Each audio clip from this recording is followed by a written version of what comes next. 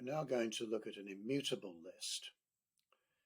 In the first line of the main here, I've defined a variable set to a list of integer numbers, and this looks exactly like the definition for a literal array list of integers. The only difference being that the surrounding, instead of having square brackets at each end, we have curly braces. And in another video you'll see that the same is true for dictionaries, that there is an ordinary dictionary with square brackets and an immutable dictionary with curly braces at the ends. And we can print this out, we can get its length much as we can for an ordinary array list.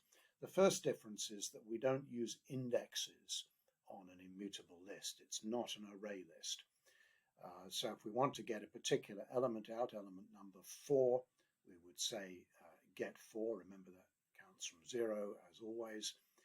And we can also get out a range of values from this with range on an array list. Although the syntax is different, the upper bound, the second number, is exclusive. Now, you might reasonably imagine that an immutable list means that it can't be changed, and that is true in one sense. However, that does not mean that we can't add things to a list and remove things from a list. And we do that here, for example, by saying li with element number 2 replaced by 25. But notice that we are setting li to that new value. The method li.with doesn't alter the existing immutable list. It creates a new immutable list with the differences specified. And we can either assign that to a new list, li2 for example, or we can assign that new version of the immutable list to the original variable. And so we can still do all of the things that we could do with an array list, just with different syntax. We'll print that out. Also, we can add to the immutable list, and we can either prepend to it. For example, here what we're doing is prepending a list of 3 integers to li. We could also append it, even in the same expression, we could also append it as well.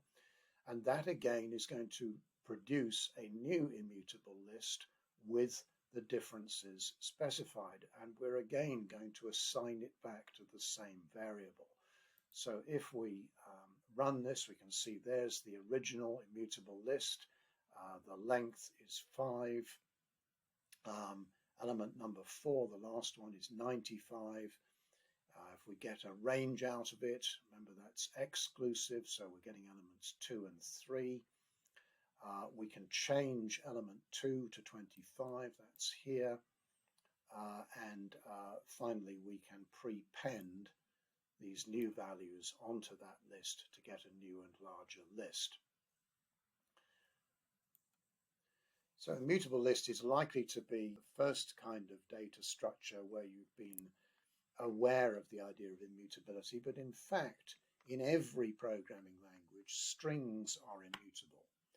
When you invoke the method to convert a string to uppercase, for example, it doesn't actually change the characters in the string to uppercase. It returns you a new string that has the ones of the original in uppercase. It's exactly the same as an immutable list. And immutable data structures are very much seen as the future of programming, and it's a good idea to get comfortable with them early on. Now, specifically in Elan, the advantage of working with immutable lists and dictionaries is that you can pass them into a function. You cannot pass in an array list. So I can say here a as, and we can use the shorthand type of an immutable list of int. Were we to try and pass in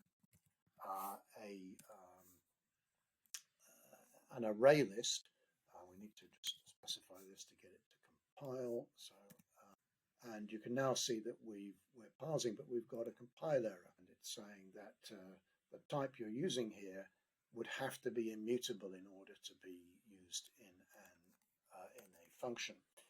And so I'm going to convert that, and now it's compiling OK.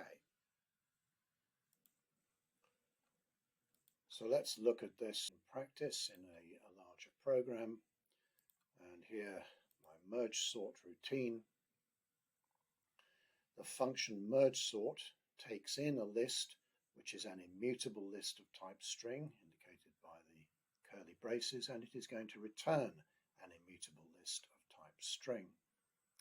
And this in turn delegates to another function, merge, which again works with two mutable lists of string and returns one as well.